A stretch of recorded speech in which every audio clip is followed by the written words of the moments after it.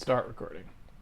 Hello everyone and welcome to Handmade Hero, show where we code a complete game live on stream, except not these past 2 weeks because I am on RSI break. But I am kind of hoping that we'll be off RSI break maybe next week, I don't know.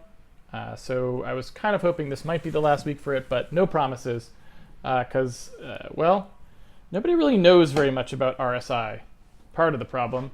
And so you never really know what the deal is, and getting diagnoses is pretty tricky, so who knows. But point being, in the meantime, instead of just not streaming, I decided to still do essentially Q&As because I can draw with my right hand just fine, and so there really isn't a whole lot of issue with taking basic questions from the audience like we normally do. So we had some questions for some reason, and I'm not going to probably spell this right, but let's say that it's called Brezin Ham. But I feel like there's maybe some other letters in here. So let's just put quotes around that and say that, like, spelling may vary. But people were asking sort of about Brezin Ham in terms of how you do a Brezin Ham line drawing or Brezin Ham. I feel like probably the easiest way to address it is to say that in general there's a sort of a conceptual thing here. Instead of calling it a Brezin Ham drawing scheme or whatever, we could instead just call it error-based rasterization. And I think there's probably a correct term for it, but it's been so long since I've studied, so I don't even remember what the term is. But I think there is. It's not digital differential analyzer because that's only if you a DDA is when you actually transform it into a slightly different format. So I think it's actually called something else. But point being, I'm going to explain the technique they're based on. And you can use it to draw anything. You don't have to use it to just draw lines. You can use it to draw really any shape that has an implicit formalization of some kind. But first I'm going to bite my fingernail. Because I have OCD tendencies, it's fine. All right, so let's talk about this. Let's talk about this, this method. So I don't really know why people wanted to know this. I have no idea. I just know that they did. And I think it was Sharlock93 who asked about it originally, but I saw other people mentioning it as well, so apparently multiple people wanted to know. I have no idea. Point being, what is a Brezin Ham algorithm? What does that even mean? What is a Brezin Ham line drawing? Why do we care? Why did anyone ever care? Well, in the old days, and I mean old days, way back in the dawn of history, when people rode around on mastodons and all these other sorts of things. You used to try to draw things a pixel at a time directly to the actual buffer that was on the screen most of the time, right?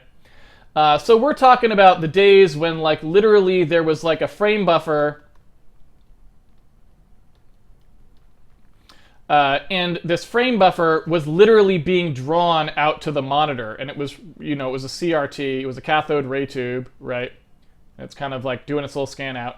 And literally this frame buffer here was getting drawn directly out. And drawing graphics was incredibly expensive. Like, processors were super slow, and like you drew things like 1 pixel at a time, and you hoped you could sort of draw it fast enough that the user didn't get bored watching it. And I mean watching it. Like, the user would literally watch your program draw the graphics on the screen. And if you don't believe me, go watch some, like, original capture videos of, like, the original, say, King's Quest. You could literally watch it fill in the shapes of the graphics on the screen as you sat there. I'm not kidding. So yeah, like, we're talking old days. Old days. So in those days, the performance characteristics of algorithms looked a lot different than they look now. It wasn't about minimizing cache effects. It wasn't about trying to keep a certain memory footprint. It wasn't about parallelizing instructions. It wasn't about multi-threading. You literally had the CPU was the total gating factor, so you were just trying to minimize the number of operations it had to do to draw a line. That's what you were trying to do. And furthermore, you were also trying to make sure that those operations were very cheap, because you didn't have things like fast floating point multiplies. You didn't have things like floating point multiplies at all. If you wanted to multiply two floating point numbers together, you probably were going to have to write code yourself to do it. So everything was in fixed point or integer math, okay? And that's sort of the state of the world where these sorts of algorithms came about, at least as far as I know. I wasn't there. I wasn't. Brezin Ham, I think, invented his line drawing algorithm before I was born. I think. Probably. I was born in 76.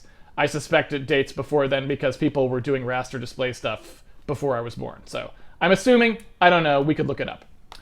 So anyway, in that context, a line drawing algorithm that may seem a little bit silly now makes potentially a lot of sense, which is to say that thinking about a line in terms of starting at a particular pixel and literally moving along each individual pixel until the line is drawn, like this, and even if that line goes all the way down the entire screen, doing it that way, today would be kind of a laughable idea, right? Because what we want to do is we want to break up things into lots of pieces, right? Oh, my goodness. What just happened? Okay. I didn't want that to happen, but that's fine. I think that was my drawing tablet helping me. We want to break things into lots of little tiny pieces. We want to do parallelizable operations and so on. So the concept that we would start out at a particular point and then draw the whole line, it doesn't make any sense. We would never do that, right? Which is not to say that Brezin Ham's algorithm can't have applications in a modern day. Not saying that at all, because you could imagine maybe adapting it and clipping the line and doing that stuff. But I'm just saying, in those days, they weren't thinking about any of those things. They're thinking about literally starting at a point and then, drawing the line pixel by pixel. And that's what they're trying to accomplish. Okay? So, how do we do this, right? How do we actually construct an algorithm that does this? Well, obviously, if you're trying to draw a point from P0 to P1, okay, if you're trying to do that, you obviously know 2 points that are on the line, P0 and P1, right? So you have a starting point, if you will. You could choose to start at, say, P0. You know 1 point that's on the line. So the concept of an algorithm that wants to start at the start of the line and go towards the end of the line, you immediately have something you can start doing, which is you can fill whatever pixel you're at right at that moment, right? So if you imagine us trying to create a Brezin Ham's line drawing routine, you could imagine us saying, okay, well, we're trying to create this thing, and I want to start by drawing pixels. I want to start by placing myself in the pixel that the line starts at, right? And maybe that's here, right? Maybe that's P0. So the first step of a Brezin Ham's line drawing algorithm is pretty trivial. You would just draw this in, right? But now, where the Brezin Ham's line drawing part comes in is the obvious question of what do you do next, right? Because I've got this line, and I want to know that it fills in these pixels, right? I want to know what pixels it fills in. I want to know that it fills in that pixel, and that pixel, and that pixel, and then that pixel, and so on, right? I want to be able to draw this line by filling in the appropriate pixels. So the question is, what is, and this is what sort of I assume Brezin Ham was asking himself when he came up with this, assuming that that's a dude. I don't even know, to be honest with you. That I don't even know. Normally I know more about people who made algorithms. This, I have no idea. I know it's called it. I assume this name after him. Who knows? Anyway, the question that the algorithm designer would sit down and ask themselves at this point was, well, what's the simplest possible, what's the fewest number of basic operations I could do to figure out the next pixel I need to fill? Because I'm going to sit in some loop here, right? I'm going to do like a while loop, okay? And I'm going to fill a pixel each time through this loop. And what I want to do is know, okay, which of the pixels am I going to fill? Because that pixel fill operation is some fixed cost, and I can't get away from that. I've got to actually fill the pixel, right? But then, however much work it takes me to figure out what the next pixel is to fill, that's basically the whole speed of my line drawing routine. Okay? So the less work I can do to figure out what pixel it is, the better for me. Make sense? Okay. So what the Brezin Ham family of functions do, because you can imagine that's kind of crazy, right? It's like, oh, well, what am I going to do with, I got no floating point, like maybe I have no floating point math, right? And so this line, like I don't even know, I can't normalize its slope or anything. I can't compute how far it takes me to step to here, because that'd be like a divide. It's like everything you might start thinking of that would be trivial for you to do today and you wouldn't even care is actually like maybe crazy back then when you only have integer units and they're very basic, and a multiply, even an integer multiply is expensive and blah, blah, blah, right? Okay. So the concept of these algorithms is to say, well, let's think of it this way, okay? If I'm drawing this line, I'm going to do one of two possible things, okay? I'm either going to move 1 pixel sideways, or I'm going to move 1 pixel down. And no matter what kind of line I'm drawing, I could always phrase it in these terms, because no line ever goes both down and up, and no line either goes both right and left. So no matter where the line goes, I could always start with just a little bit of preamble and know that in my while loop, I will always be choosing between one of two possible motions, either a sideways motion, whether it's left or right, but it'll always be one of those for that given line, or up or down. And so the Brezin Ham, the key thing to Brezin Ham is to turn line drawing, right, into a choice, a binary decision, basically. It's to say, instead of thinking about what pixel I need to go to next and trying to calculate that pixel, let's acknowledge the fact that I know the only two possible pixels it could be, and let me figure out how to choose between them, right? So that is how a Brezin Ham line drawing algorithm works. What it does is it says, while, I'm not at P1, right? I say, oops, it's the wrong direction. I say, start at P0. While I'm not at P1, okay, I'm going to fill the pixel I'm on, right? Fill P, or actually I should probably do this the other way. Should probably do this as a do loop, because I always want to fill, even if it's a 0 length line, I probably want to fill it. Depends on what your fill rule is, whether you're going to fill P1 or not. Let's say we're always going to fill both ends, okay? So we'll say P equals P0. We'll say do, fill P, right? So that just puts fills the pixel with the color, whatever it has to do. And then we basically make a decision. We say decide, up, or sorry, we say decide vertical or horizontal, right? And then P equals new P, whatever that move is. Okay, and so the entirety of the loop, the entirety of the Brezin Ham part is just this part right here. It's saying we're going to decide whether to move vertically or horizontally at each step, and you might say that probably the important part of Brezin Ham's is just that, is literally the fact that it turns into a decision problem. Do I move up or down? I just do one or the other, right? And I maybe should write this a little more clearly. Let's say I write it like this, right? It's more like if horizontal is better than my px, plus equals delta x, right? So whether I'm going forwards or backwards, this will either be a positive 1 or a negative 1. Otherwise, then we assume that vertical was better, and we move vertically, right? So that's basically the entire thing we're gonna talk about for a Brezin Ham line drawing routine. We're gonna fill a pixel. We're gonna say if we should move horizontally, move horizontally. If we should move vertically, or sorry, I should say otherwise. The only other choice is move vertically, so move vertically. And then before we do anything else, up here we could pre-initialize this to saying, is dx positive or negative, right? Is dy positive or negative? And that would just be a check. It would just be which direction does this thing go. So for example, if we wanted to do this really trivially, we could just say whatever the sign is of P1 minus P0, right, is the delta for either one. So the dx would be that way, and dy would also be that way.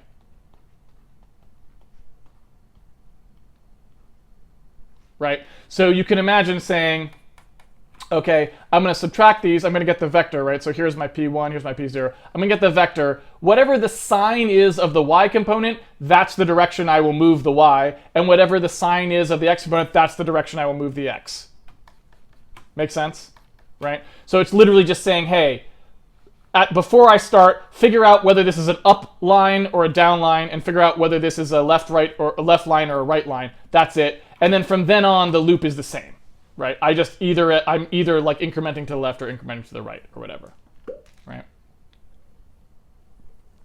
So that's it. That's the entirety of the Brezin Ham loop. So the question is just, how do we compute this? How do we know whether a horizontal movement or a vertical movement is better? Like which one is it? And that's why I used the term error-based drawing before. Remember I said I used this term when I sort of described it. I said error-based. Well, the other sort of interesting part of Brezin Hams, besides that turning into a decision problem, is the cleverness of how you determine this. And the reason I say that is because, well, it's a kind of clever idea. It's sort of second nature today because we've sort of had such a long time of thinking about problems in this way. But if you think about it, and if we want to decide whether this or this would be a better choice if I'm here, do I move here or do I move here? Well, all we really have to do is say, what is the error at this pixel center? What's the distance from the actual line? Right? How far away would I be from the line here? Okay. Versus how far away from the line would I be here? Right?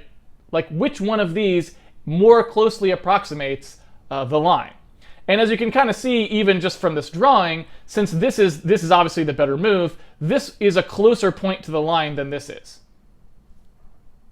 And so what these routines essentially do is they say, let me compute an error term which tells me which movement would have actually been better.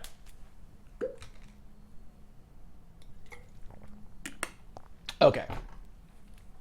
Now in a modern context, the way that we would probably want to do this, right, is because we might want this to be completely parallelized and not have any dependencies on previous iterations of the loop or who knows what else.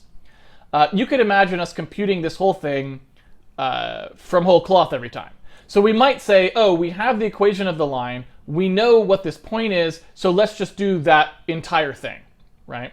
And we could do that, right? So if this is a prospective point, right, this is like one point we might be considering. Let's see what I might call that. What do I want to call that? Let's call that, I don't know, let's call this A and B. So I have two choices, right? I have my A choice and my B choice. All right. So what I know here is I essentially know that I've got I've got this line, and I have to figure out some way of computing this sort of separation, right? I want to know what this thing is. And similarly, I want to know what this thing is. Well, like I said, modern days, we could do this pretty simply. In fact, just looking at the diagram, this is not something I've ever actually thought about before. I think the last time I implemented a Brezin Ham's line drawing routine, I was like reading a Brezin Ham's thing and just did what it said to do and was like, oh yeah, that makes sense. But just looking at the diagram, I can tell you right now, we could solve this ourselves, right? We don't, setting aside the more clever way that the Brezin Ham stuff works, just looking at this by itself, I can sort of see, well, okay, if I took P1 minus P0, right? Then if they're on top of each other, then I only have one pixel to fill and I don't need to draw a line anyway. But if they aren't, then what that's going to give me is that's going to give me some line vector here, right? That's going to give me a v that's basically the vector that goes from P0 to P1, okay? And if I were to normalize that, remember we've talked about all of this on Handmade Hero. We know how to normalize, right? We divide a vector by its length, we normalize it, right? So if I were to get some kind of a normalized vector here by saying, okay, take P and divide it by its length, right? I would have a vector of unit length that points along the line. And now, if I want to know which of these two is closer to the line, right? Well, I don't know if you guys remember, again, I'm hoping everyone just has like all of that Handmade Hero-ness in their brain right now. how do we figure out this distance? Right? How do I figure out that distance quickly if I have an A or a B? Well, remember this guy right here, right triangle, right? That's a right triangle right there. That's perpendicular, that distance, right? So if I'm looking at this, and I've got this guy out here, and I've got this guy here, how would I take and find this distance? Well, remember our friend the dot product? Remember this? Remember all this stuff? We talked about this guy. So the inner product, or dot product, which we spent a bunch of time talking about in Handmade Hero because it's very, very valuable, extremely important function. The dot product, if this is a unit vector, which we know we have a unit vector that points along there, right? Then we know that if we dot the vector to A, right? If we dot the vector from P0 to A, which is just A minus P0, if we were to dot that with V1, what would we get? Right? What would we get from that? Well, we would get whatever the length of A is, right? And we would get that times cosine theta, right? So this right here, this cosine theta term, would be this, right? My brain's a little addled right now for some reason. Let me try saying that one more time. Because we are multiplying by the cosine of theta, right? And because this is the hypotenuse, right? This is the length of A right here. If we want to know this part, we are getting it for free because we're getting the length of A times the cosine of theta, which is the proportionality to this. So this term is literally this length. We are getting the length of that side, right? Because again, sine theta times the hypotenuse is this side, right? And cosine theta times the hypotenuse is this side, right? Just basic trig. And we're getting that from the dot product already. So literally just the dot product alone tells us this. So without any actual state at all, we can literally just take our dot product, A minus P0 TV1, and we can just compare this. We can say if that is less than B minus P0 TV1, right? Whichever one of these is less is the one that's closer to the line, and we should pick it. Make sense? Hopefully that makes some sense. So what I'm basically saying is, hey, just dot product this vector here, right? Dot product this vector with the unit vector, dot product this vector with the unit vector, and we get these two lengths, we compare the two, and whichever one was the shorter, that's where we go. And then we repeat the algorithm from there, right? And whichever one, just keep going, whichever one is closer, whichever one's closer, whichever one's closer. That's it. And that is basically a Brezin Ham's line drawing routine. That's exactly what that is. Now, this is not the actual construction they use, if I remember correctly, because again, saying something like normalizing the vector is not something you ever would have wanted to do. And the reason for that is because it requires floating point math, right? So while we actually, in fact, what I just wrote down might be better than the Brezin Ham algorithm for today, for all I know, because it involves floating point math, and floating point math is faster, and this requires no state, so who knows? I don't know.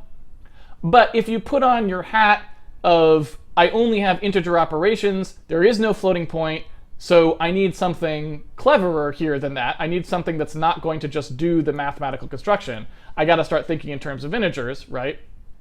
Then you get more what Brezin Ham actually did, if that makes sense.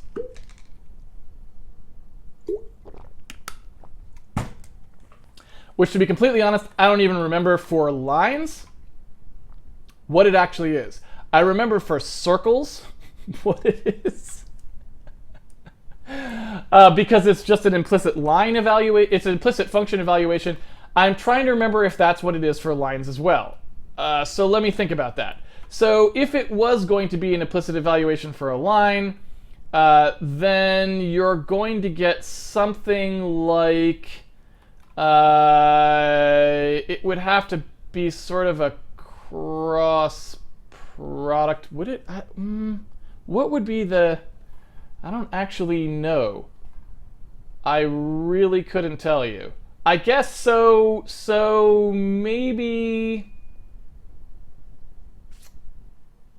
Yeah.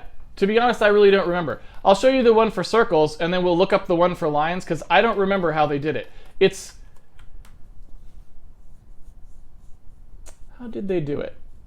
This is the way my brain just did it, and I feel like that's maybe because I'm a floating point math guy, and so sometimes I have a hard time looking at something when I know how I would solve it, and then I'm like, no, wait, but that's not the solution they used. I don't remember.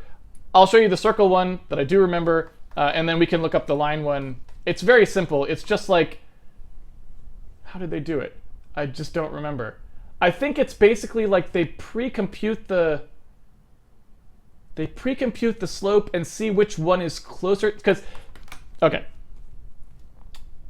I will simply say that the way they do it has something to do with the fact that you record an error term that you keep throughout the loop. So you don't evaluate the pixels in a vacuum. Every time you step in a direction, you accumulate the error term, if I remember correctly. And so that avoids the floating point mathness of it, because they just have an accumulator, so they don't have to worry about that part, if I remember correctly. Yeah, I'm pretty sure. So let me just go ahead and show you the circle one first, because that's one I actually do remember. And then we'll come back to the line one in a second. Hopefully everyone understands this. Like I said, it's pretty straightforward. If you remember the dot product, you can pretty quickly come up with a very easy way of determining which one would be closer and stepping to that one. But that is just not how Brezin Ham did it, because even though this is an incredibly simple calculation, it wouldn't have been simple for them at the time. This would have been very expensive at the time. All right, so suppose I want to draw a circle, right? Same constraints apply. And maybe when I'm doing this, because I happen to remember how this is, I'll remember enough about the line that I can go back and remember how they did their line one, but I don't know. Probably not. All right, so let's say I've got a center and I've got a radius. Well, again, just like the line case, it's trivial for me to figure out a point that would start things out. Right? If this is the center and this were the radius, right? So like my center's here. Wow, that's really bad. My center's here and my radius is like 1, 2, 3 or whatever, right? Then I know that this is a pixel that's on the circle. So I know that. That's not hard. So now that I've already told you how Brezin Ham style things work, you know what we're going to do. And that is we're going to turn this drawing problem into just a decision problem of from any pixel, which direction do I go? Right? And so from here, I've got two choices. I could go here or I could go here. And the question is, which one do I pick? Okay. So this one's pretty straightforward because the circle already has parameterization that is perfect for what we're going to do, which makes me think again, like if I just go back and look at the line one, I can probably just come up with the way the parameterization of the line works. Probably you would just use y equals mx plus b. You know what? That's probably what they did. Now that I think about it, probably what they did is they probably used y equals mx plus b, and you had to special case the drawing of a vertical line, which I, in my head, was avoiding using y equals mx plus b because I'm like, well, then you could draw a line. I bet they couldn't. It's neither here nor there. We'll go back there in one moment, and we'll see. Okay, so you know one point that's on a circle, so you know you can start there. So then the question is, which direction do you go? Do you go to A or do you go to B? Well, we know the equation for a circle. The equation for the circle is x squared plus y squared minus r squared equals 0. Right? Very, very straightforward. Nothing weird about this at all.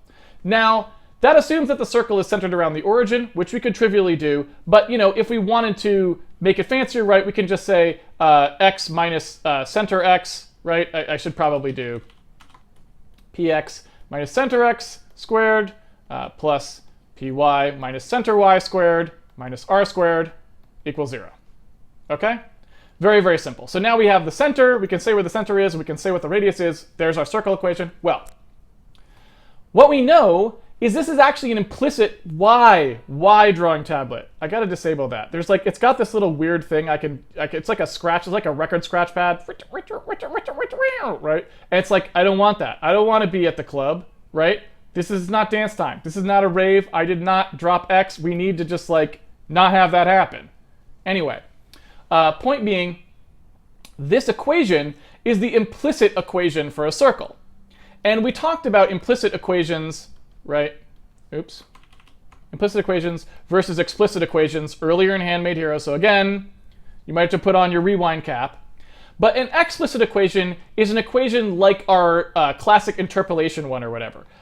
It's one of the form, you know, P equals 1 minus T P0 plus T P1. Remember, I've said this many, many times. I said it was my desert island equation. Even if I could only have one equation, I'd take this one, right?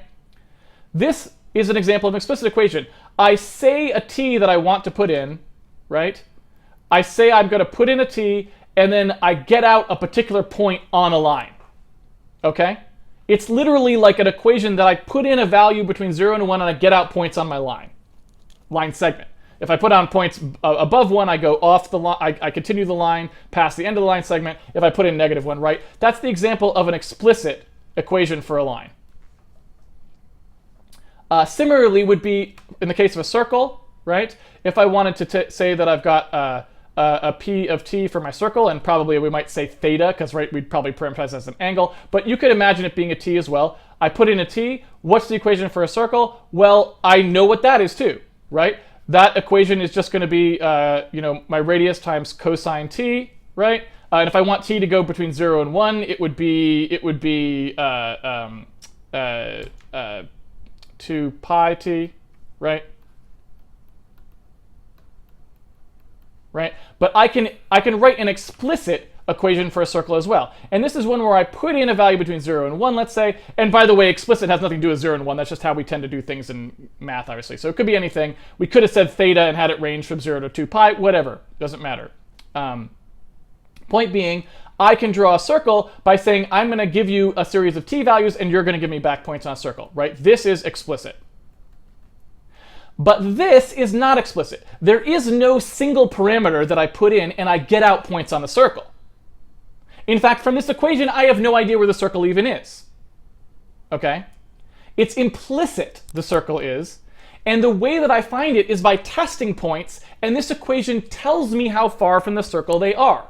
When it equals 0, as the equation demands, the point is on the circle. When it is greater than 0 or less than 0, it is it is off the circle in one or two directions, either inside it or outside it, right?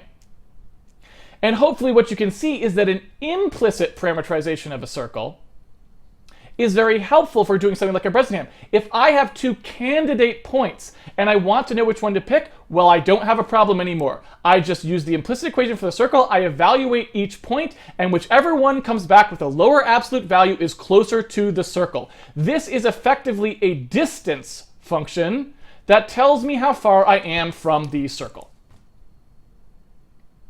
Very, very handy, right? And so that is all we would have to do. Now, you may ask, you already have a function, an explicit function, that tells you points on the circle. Why do you care about this? Why would you ever have done this? Well, think about it. There's a number of problems with this explicit version if I'm trying to draw pixels, right?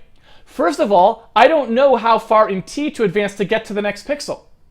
If I increment t by 1, I don't get to the next pixel. I go way around the circle. And so I have no idea how much to step by to fill individual pixels. So if my goal is to fill a bunch of pixels, this doesn't help me hardly at all. This only helps me if I knew I wanted to draw a circle with a certain number of segments. Like if I was creating lines around the circle, like maybe drawing it by passing it to a graphics card to draw as line segments or something like this, well, yeah, then I could say I want to draw it with 32 segments, so I step t by 1/32 every time, and those are my points around the circle. Works great, right? Good for you, congratulations, explicit function. Does not help me in this choice situation at all because I want to go exactly 1 pixel. Well, I know how far 1 pixel is, I just don't know which one of those pixels is on the circle. But now I do. Implicit function, that's all I need to do. So literally I will plug in as the p, I will do, ax minus cx squared plus, oops, plus ay minus cy squared minus r squared, and I will just say if the absolute value, because I want the total distance, right? I don't care if it's inside or outside the circle preferentially. Whichever one of these two guys is going to be less,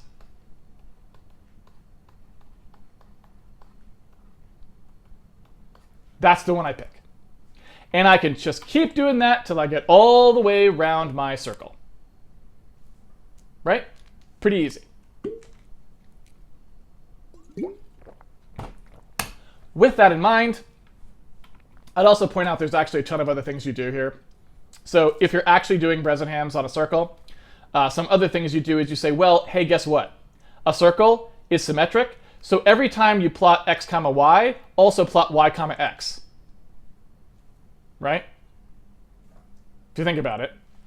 So for example, if I'm going to plot this, I always plot that, right? And if I'm going to plot this, I always plot that. But hey, guess what? Anytime you plot x comma y, you also plot negative x comma y, right? Because I'm going to plot this, I definitely plot that. Similarly, anytime I'm going to plot x comma y, I also plot x comma negative y, right?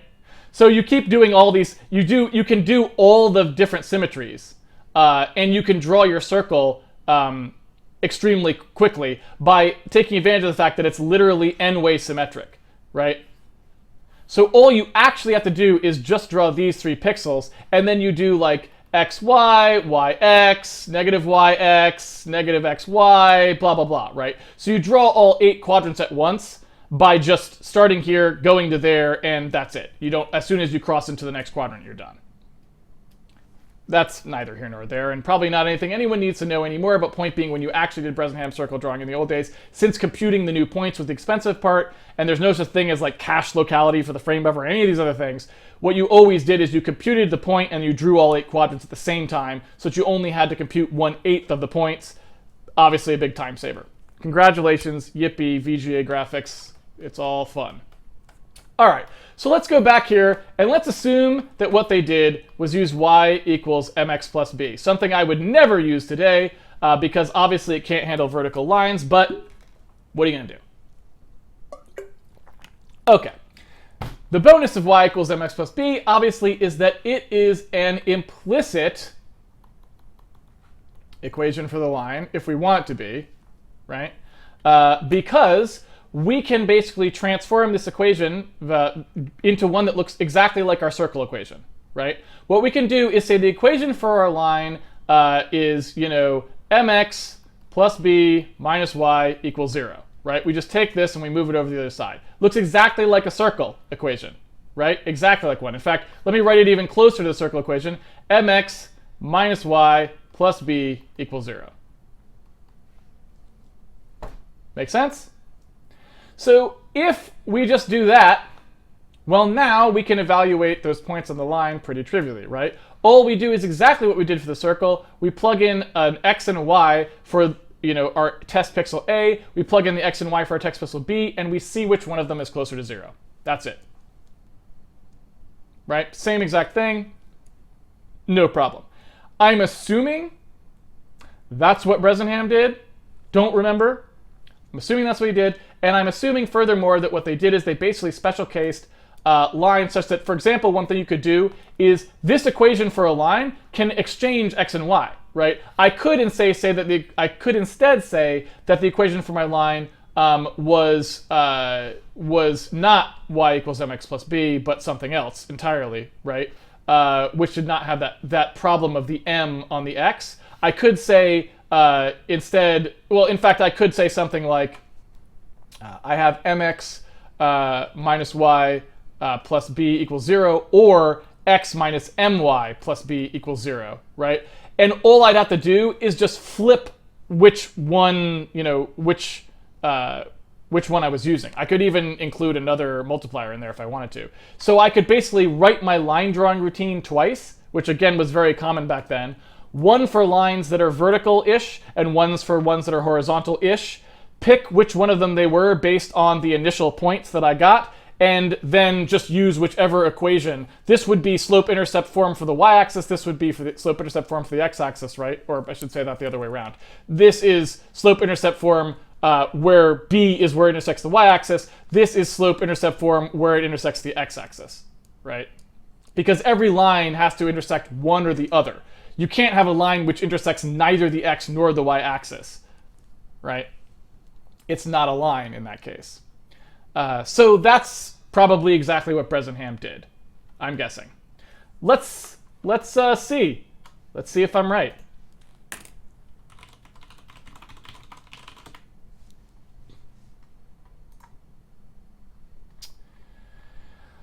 Let's find out. Okay.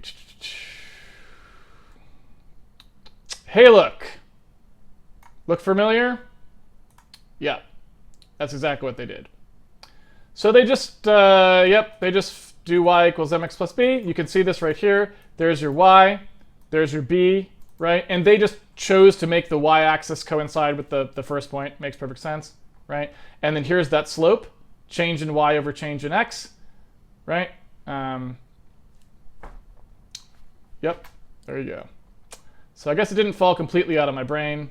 Oh, in fact, there's the actual line equation right there. So yeah, now I don't know if this gets into it, and we're out of time, so I'm not going to get into it. But I will simply point out some additional things about this that I remember. Hopefully, you know what? I should probably check the chat. Do you guys? Did you guys? Did that make sense? To the people who actually were asking about Brezin Ham, wanted to know how it worked, did that all make sense?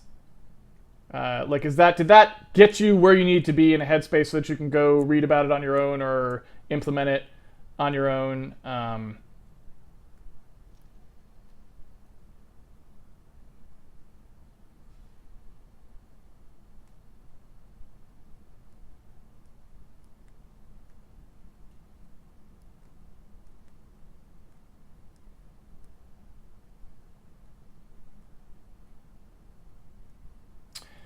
Elvin, I remember reading that Brezin Ham works for the first octant, and they had two cases to handle, slope greater than or equal to 1 and slope less than 1.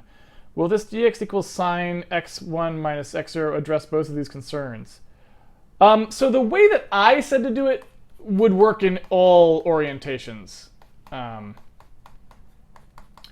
This not really Brezin Ham's thing that I constructed. This guy, where you do the dot products, I think that one will just work always, because that's totally generic and that's an implicit function for the distance from a line that does not actually involve any directionality.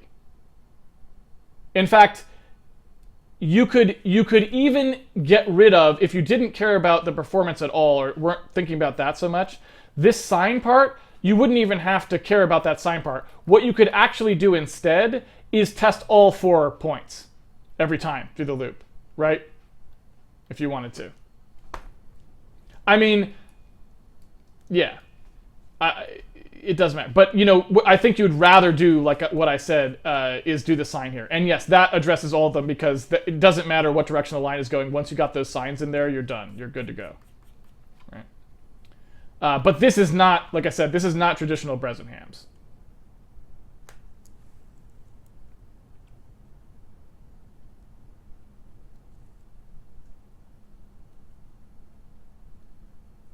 And no, we don't ever do line drawing on Handmade Hero, really. I mean, if we, maybe we, I don't know, we don't even ask the GPU to draw it, but. Elvin, I'm still not 100% sure how Brezin Ham figured out if horizontal is better. You mentioned they use the line equation. How does that help them in knowing if horizontal is better? Because it's just you test both points, right? So let's say I've got, I'm here, right? This is P, and this is A, and this is B. So here's my pixel grid, right? So if I want to know which of these is better, A or B, I just need an equation that gives me back a distance from a line. And y equals mx plus b is exactly that equation, right? So 0 equals mx minus y plus b. Okay? The further away you are from the line, the higher the actual evaluation of this will be. Because if you're 0, you're on the line, and anything higher or lower than 0, the absolute value of that is what tells you. So all I need to do is plug both A and B into here and compare the results. So what I would say is, what's the absolute value, right, of max minus ay plus b, right? Or I should say, yeah, plus b. If that is less than mbx minus by, and I guess b's, having two b's is not good. So let's not call this b. Let's call this a and d for some reason. So there we go. So that's magical point d. So let's say mdx minus dy plus b, right? So this is what tells you which is better. And it has nothing to do with telling you horizontal or vertical is better. It's just A or B. And I happen to call those horizontal because it's a horizontal movement and vertical because it's a vertical movement. But you could have picked any 2 points in the world, and this will still tell you which one is a better choice. We're just happening to use it to figure out which direction to move, and we know we only have 2 places we can go, vertical or horizontal. So you plug it into both, and that equation for the line tells you which one is better. And so if it's less than, right, then I want this one. If it turned out to be greater than, I would want this one. I would want to go to B instead. Does that make sense?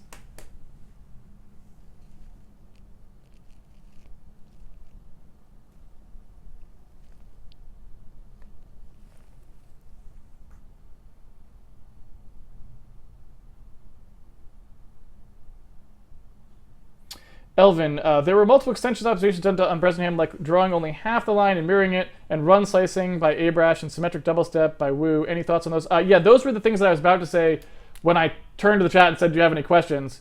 So it's like, before I go any further.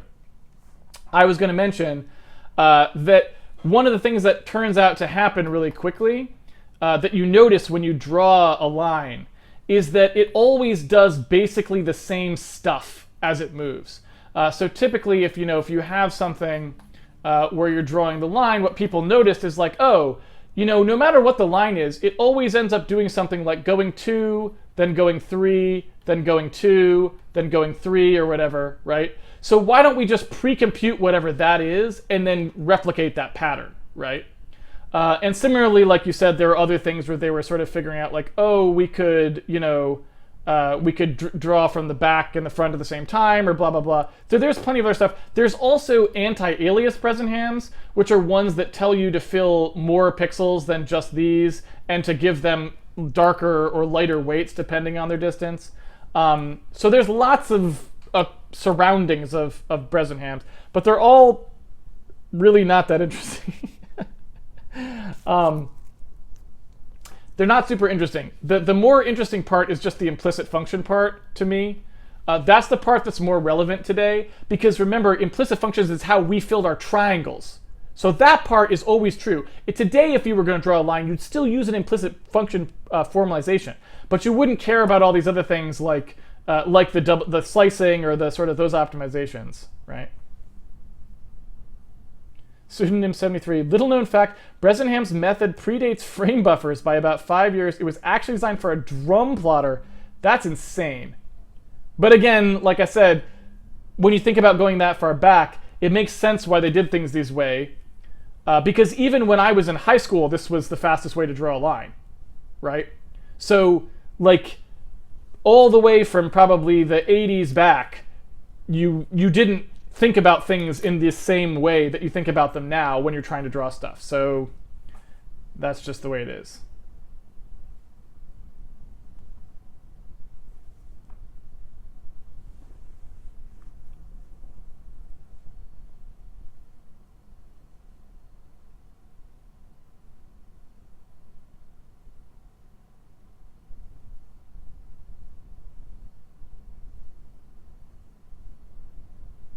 Oh, and for people who said like they feel like it should be deciding between move right and move diagonally right and down instead of either left or down as I presented, it depends on what kind of line you're trying to draw. So there's two ways you can do it, right? And one way is that you don't want to overfill, so you're only going to do like a line that looks like this, let's say, and you don't want to fill in this. And if that's the case, then yeah, you need to do whether you move. Or one way to say is you always move in the primary direction, and then you're just deciding whether you want to move down. But if you do want to fill this one in, then you do what I was saying. So it depends on which way you want to fill, and there are Brezin Hams for both, right? Because again, the concept doesn't change. The concept of deciding which one to go to doesn't matter. It's just whether or not you want to include those or exclude them, if that makes sense.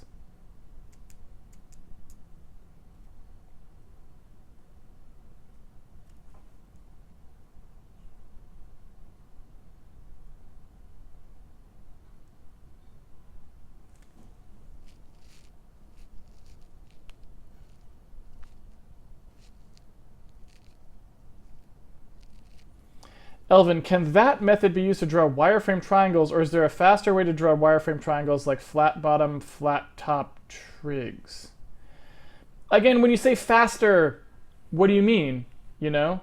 Faster in 1985? No. Like Brezin Ham line drawing with optimization, with, like optimizations like Abrash did or whatever, nothing was faster than that. Nowadays, yeah, of course, no one would ever draw them this way, I don't think. I mean, maybe I'm wrong about that, but you'd want to do SIMD evaluation of a bunch of pixels at the same time, so you would be doing more of an implicit rasterization, which again is related to Brezin Hams, but it's not the same. Expansion pack, is this ever used for uniform grid pathfinding? I don't know. Probably not. I mean, because it's a little bit limited. It doesn't really find a path, it just goes straight, you know?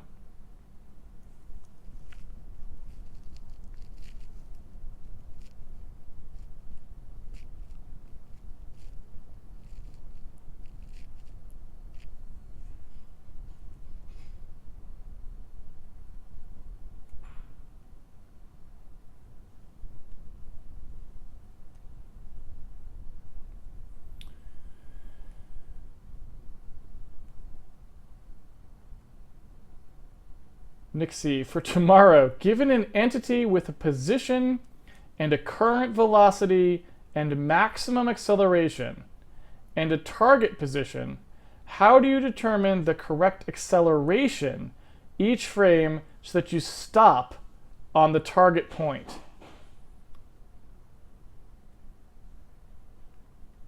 That's probably pretty involved. So basically that's like, I mean, you're basically solving a quadratic, right? And I don't know that the direction, I'm trying to think. I don't think there's that much, I don't know that there's really any directionality to it, because they're separable, right? So I think you'd solve it in x and y the same. So do you mean to say that your acceleration is constrained in some way? Because otherwise it's a 1D problem still, right? Nixie? Would that be, am I interpreting, right, am I correct in interpreting the problem you're stating to say that it is separable and therefore the 1D solution applies to all dimensions? Or are you asking a different question?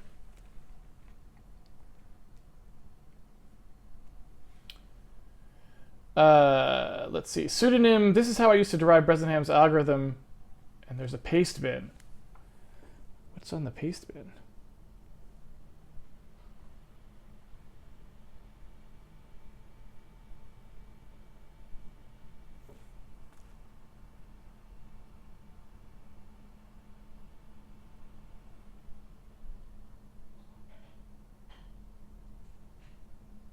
Floating point liner, we will assume that x simplicity.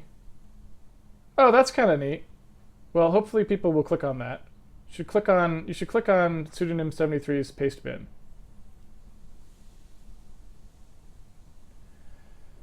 Let's see. Elvin, was the cast from float to int really expensive at the time versus nowadays? Elvin, you're asking the wrong question. There was no floating point at all. The processor didn't do it. It had nothing to do with the cast. There was literally no floating point operations. Very few processors had floating point units in them.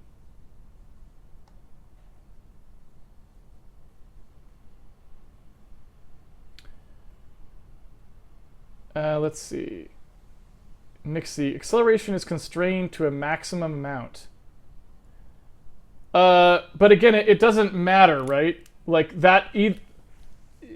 Does that make sense? Like it's still separable whether it's constrained to a maximum. Oh, you're talking about it's constrained to a maximum amount in combined, not like an x and y. I see. That's pretty tricky. That sounds tricky to me. Wouldn't you agree? Like, I feel like that's not something I'm going to want to derive on stream because I got to think about it.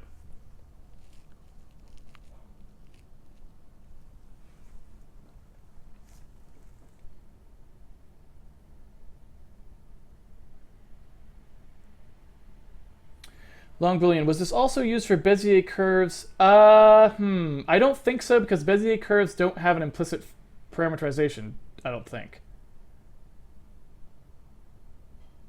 I mean, that's not true. I should probably say it'd be a very complicated implicit parameterization.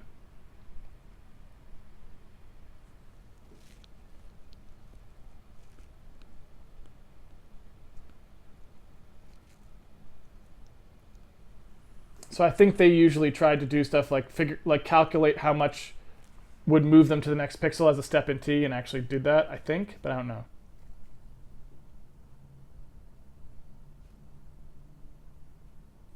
Cubicub, off topic but still on the topic of math, during these RSI streams, do you think you could go over the math for replacing CMath, specifically the trig functions? I'd probably rather do that when we actually replace them. Captain Craft, does OpenGL have this stuff implemented already? What stuff? It has line drawing. Elvin, if you were to implement a line drawing function in Handmade Hero, what algorithm would you go for? I mean, I'd probably do something that tried to fill 4 pixels at a time and evaluated them all and filled them all at that time.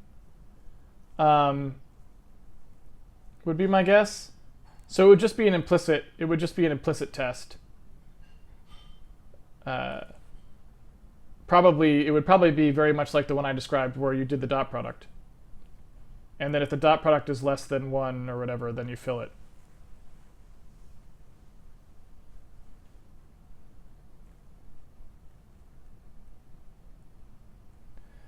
All right.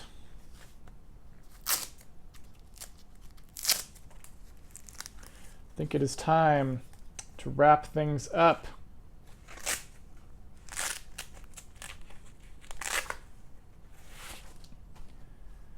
It is time.